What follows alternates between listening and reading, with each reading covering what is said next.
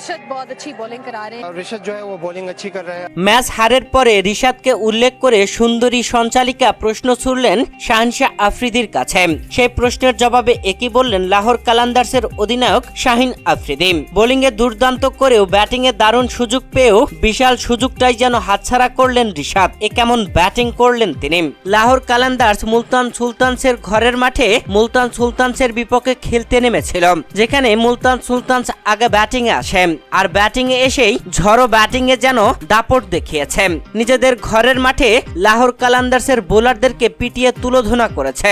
আগে ব্যাটিং করে মুলতান সুলতানস পুরো 20 ওভার খেলে মাত্র 5টি উইকেট হারিয়ে 228 রান সংগ্রহ করে। লাহোর কালান্দার্সের হয়ে দারুণ বোলিং করেছেন রিশাদ হুসাইন। নিজের করা প্রথম 2 ওভারে কোনো উইকেট তুলে নিতে না পারলেও পরের 2 ওভারে টানা 2টি উইকেট তুলে নিয়েছেন, যেখানে তৃতীয় ওভারে উসমান খানকে প্যাভিলিয়নে পাঠান আর এরপরে অস্ট্রেলিয়ান ব্যাটার অ্যাস্টন টার্নারকে প্যাভিলিয়নে পাঠান রিশাদ। এই ম্যাচে নিজের করা পুরো 4 ওভারে 45 রান খরচে 2টি উইকেট তুলে নেন রিশাদ। মুলতান সুলতানসের দেওয়া 229 রানের টার্গেটে ব্যাট করতে নেমে লাহোর কালান্দার্স শুরু থেকে উইকেট হারাতে থাকে। পরপর উইকেট পড়ে যখন চাপে পড়ে যায় তখনই রিশাদকে আগে ব্যাটিং এ নামিয়ে দেন অধিনায়ক শাহিনশাহ আফ্রিদি। 6 নম্বরে ব্যাটিং এ এসে নিজের নামের প্রতি সুবিচার করতে পারলেন না রিশাদ হুসাইন। 4 বল খেলে মাত্র 2 রান করলেন। ছক্কা মারতে গিয়ে বোল্ট আউট হয়ে যান রিশাদ। বিশাল একটা সুযোগ এসেছিল রিশাদের সামনে। ব্যাটিং এ এই সুযোগটা কাজে লাগাতে পারলেই 2-3টা 4 ছক্কার ফুলজুরি হাঁকাতে পারলে রিশাদ হুসাইন ভালো একটা পর্যায়ে চলে আসতেন।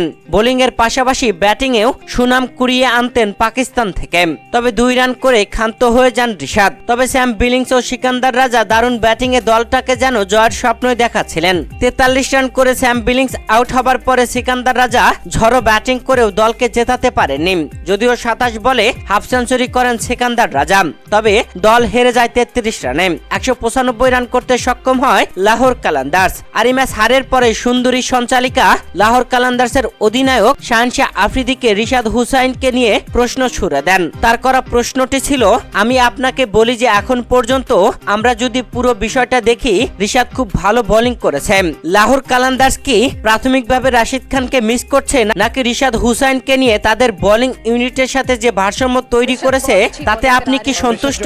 এর জবাবে লাহোর কালান্দার্সের অধিনায়ক শাহিনশাহ আফ্রিদি বলেন, রিশাদ হুসাইন খুব ভালো বোলিং করেছে।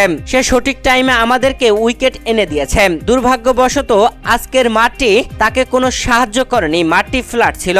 তবে আশা করি উইকেট আরো ভালো হয়ে যাবে এবং হয়তো সে আরো ভালো স্পিন পাবে, ভালো বোলিং করবে। প্রিয় দর্শক, রিশাদ হুসাইনের বোলিং আপনাদের কাছে কেমন লেগেছে আর ব্যাটিংটা আরো ভালো হলে কেমন হতো কমেন্ট করে জানাবেন।